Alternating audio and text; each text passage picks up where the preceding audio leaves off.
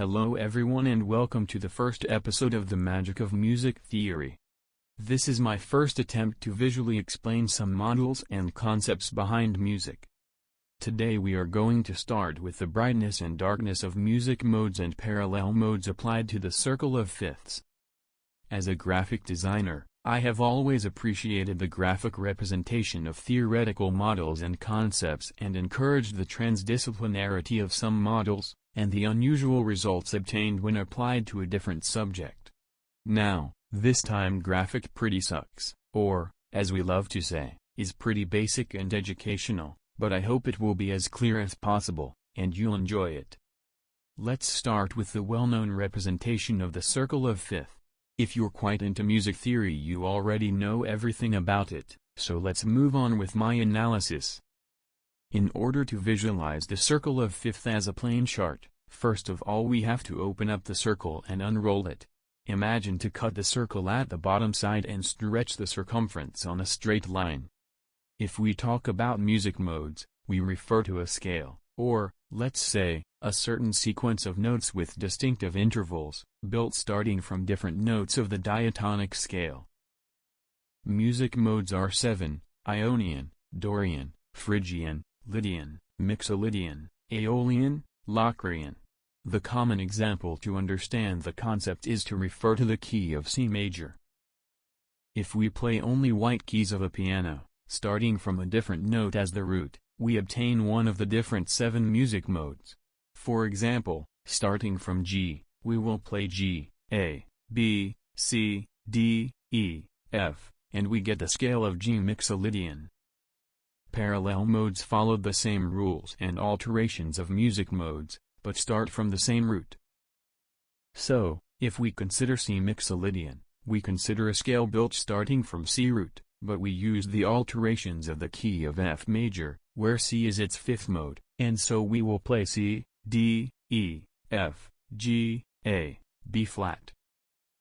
Now, if these concepts of modes and parallel modes are clear, imagine to add 7 rows to this chart, one of each contains a parallel mode built from the same root of the main tonality. In order to read our chart correctly we consider a note in the white row as the root. If we want a certain parallel mode starting from this root, we have to vertically match the key corresponding to the specified mode number. For example, we can describe a Lydian scale as the 4th mode of the E major scale.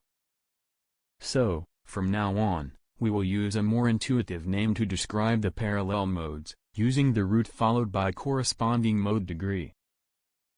On vertical axis we can find all parallel modes with the same roots. Now consider the whole chart and talk about music modes instead. If we think about a certain key, following the color of the original key, because of the interval of fifth between keys in the circle of fifths, we can see a recurring pattern where all 7 degrees of the scale are related, moving along the chart as on a guitar fretboard. Now let's borrow a model from graphic theory. In most common graphic design softwares, colors are organized spatially in a tridimensional cylinder, called the HSP cylinder. Moving along every axis we move virtually through different color parameters as hue, along the circumference, saturation, on circle radius, and brightness on the vertical axis. As we just did with colors. Now our goal is to rearrange music modes according to their music brightness. To do this, we use the number of accidentals of every mode as the rule to describe their distance from the tonic scale, or, we can say, their darkness. And the magic happens. Looking to the new rearranged chart we can notice that there are diagonal lines with the same color. This works also with the original scale names, if you prefer. And so we can say that we are moving vertically through the brightness of parallel modes built on the same roots, but we also move horizontally, or diagonally if you prefer, through the different 7 modes of the same key, following the same brightness rule. This may sound a bit boring or obvious to someone out there, but to me it was a real revelation. And I was looking forward to sharing this news with you.